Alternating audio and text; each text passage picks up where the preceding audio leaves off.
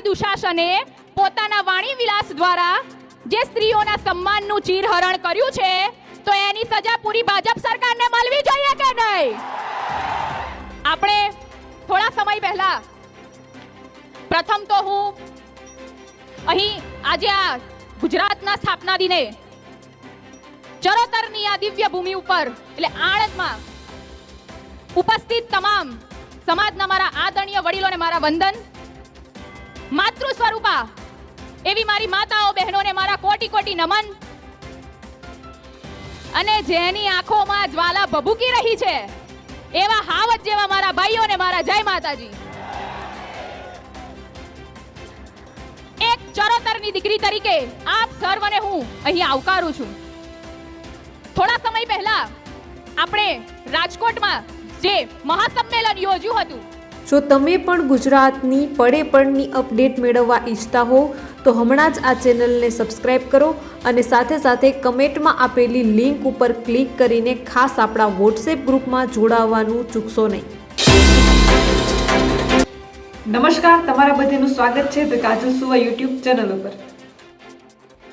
એની જનસંખ્યા જોઈને બલબલાની ખુરશીના પાયા હલી ગયા. અને આજે આણંદની જનસંખ્યા જોઈને થોડો કેમેરો ફેરવજો ન્યૂઝ વાળા. આજે આ આણંદની જે જનસંખ્યા જોઈને લોકોની રાતોની ઊંઘ ઉડી જવાની છે. એક વાતની સ્પષ્ટતા કરવા માંગુ છું. હવે ન્યૂઝ વાળાને કહું છું કેમેરો ફેરવજો તો સાહેબ સુધી વાત જાય. પરંતુ એ પહેલાં હજુ સુધી જો તમે આ ચેનલને સબસ્ક્રાઇબ ન કર્યું હોય તો ખાસ આ ચેનલને સબસ્ક્રાઇબ કરી લેજો, કારણ કે આ ચેનલ પર તમને મળશે ગુજરાતને લગતા તમામ મોટા સમાચારો, વિશ્વની ટોપ માહિતી, સાથે સાથે એગ્રીકલ્ચર એટલે કે કૃષિને લગતી તમામ માહિતી, સરકારી ભરતી, સરકારી યોજનાને લગતી તમામ માહિતી મેળવવા માટે ધ કાજલ સુવા ગુજરાતી સમાચાર યુટ્યુબ ચેનલ એટલે કે આ ચેનલને સબસ્ક્રાઇબ કરવાનું બિલકુલ ભૂલશો નહીં. અને સાથે સાથે ખાસ કરીને આપણા વોટ્સએપ ગ્રુપમાં પણ જોડાવાનું ચૂકશો નહીં. લિંક જે છે તે કમેન્ટમાં પિન કરેલી છે અને ડિસ્ક્રિપ્શનમાં પણ આપેલી છે. આ લિંક ઉપર ક્લિક કરીને તમે આપણા વોટ્સએપ ગ્રુપમાં જોડાઈ શકો છો. આ જે ભીડ દેખાય છે ને, જે જનસંખ્યા, એ કઈ પૈસા આપીને બોલાયેલી ન હોય કે ભારતનું ભવિષ્ય એવા વિદ્યાર્થીઓને છેતરીને બોલાયેલી ન હોય. આ મારી માતાઓ બહેનો એ સ્ત્રીના સન્માન માટે અને નહીં કે એક ક્ષત્રિય સમાજ સમગ્ર સમાજની નારીના સન્માન માટે લડી રહી છે. અને આ હાવજ જેવા મારા ભાઈઓ અમારી સાથે ઢાલ બનીને ઊભા છે. એ જનસંખ્યા છે આ.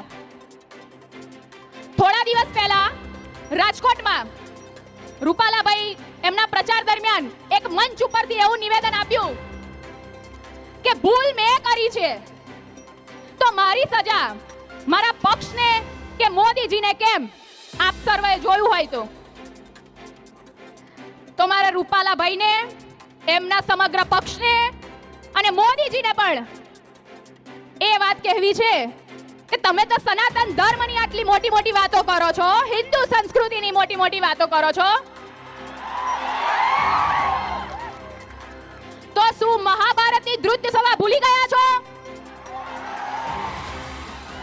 જેમ મહાભારતમાં દુશાસને માતા દ્રૌપદીનું ચીરહરણ કર્યું હતું, તે વખતે સક્ષમ હોવા છતાં રાજા ધૃતરાષ્ટ્ર, ગુરુ દ્રોણ, મહારથી ભીષ્મ જેવા યોદ્ધાઓ મૂંગા બનીને જોઈ રહ્યા.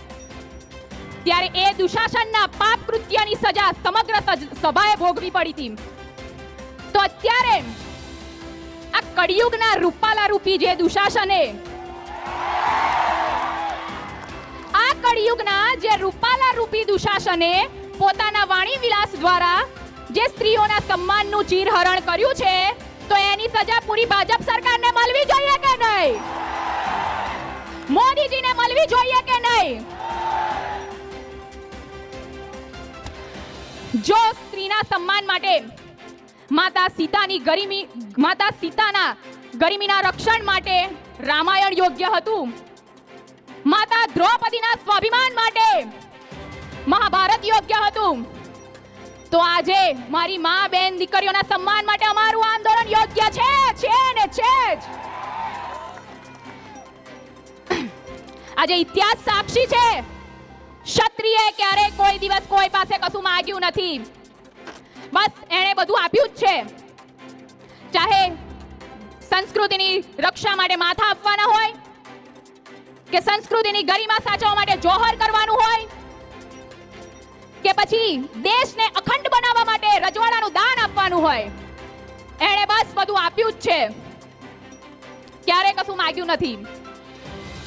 આપ સર્વે એ વિડિયો જોયો હોય તો થોડા સમય પહેલા અમિત શાહ આપણા જે ગૃહમંત્રી છે, એમણે સંસદમાં બેઠા બેઠા એવું એક વિધાન બોલ્યા હતા, જાન ભી દે દેંગે કાશ્મીર કે લીએ. તો મારે એમને એ કહેવું છે કે તમે જેના પીઠ બળ ઉપર આ વિધાન બોલ્યા ને આટલી નિર્ભયતાથી, તો એ કાશ્મીરની સરહદ ઉપર મારા જ ભાઈઓ સૈનિકો બનીને ઊભા છે, ત્યારે તમે આ વિધાન બોલી શકો છો, ત્યારે તમે આટલું આ નિર્ભયતાથી વિધાન બોલી શકો છો. કોઈની તાકાત નથી થઈ જઈને ઊભું રહેવાની એક પણ નેતાની.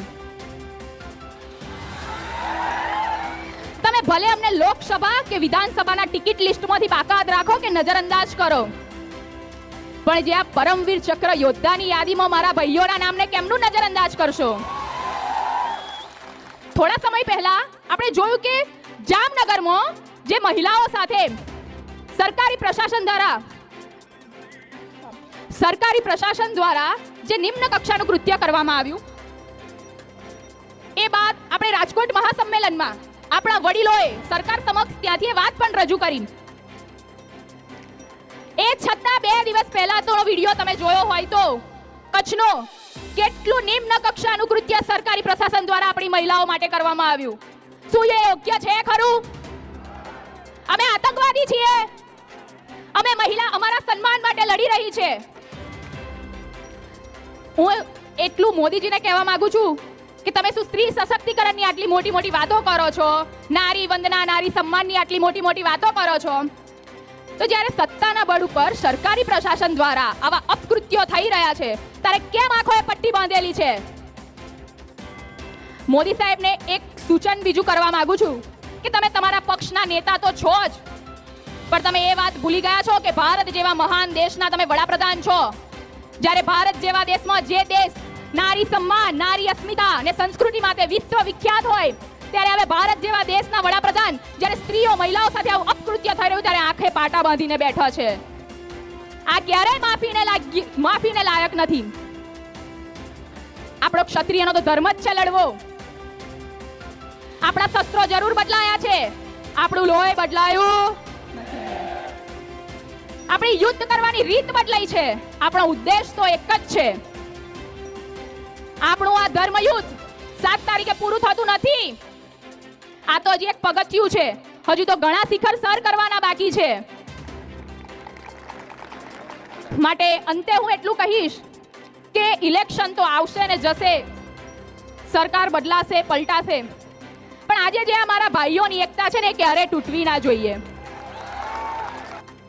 તમામ દર્શક મિત્રોને ખાસ વિનંતી કે ગુજરાત, ભારત અને વિશ્વને લગતા તમામ સમાચારો તેમજ સરકારી યોજનાઓ, સરકારી ભરતી તેમજ કૃષિ એટલે કે એગ્રીકલ્ચરને લગતા તમામ સમાચારો મેળવવા માટે હમણાં જ ધ કાજલ સુવા ગુજરાતી સમાચાર યુટ્યુબ ચેનલ એટલે કે આ ચેનલને સબસ્ક્રાઈબ કરવાનું બિલકુલ ભૂલશો નહીં, કારણ કે આ ચેનલ પર તમને મળી રહેશે વિશ્વના તમામ સમાચારો, એ પણ સાચી અને સચોટ માહિતી સાથે.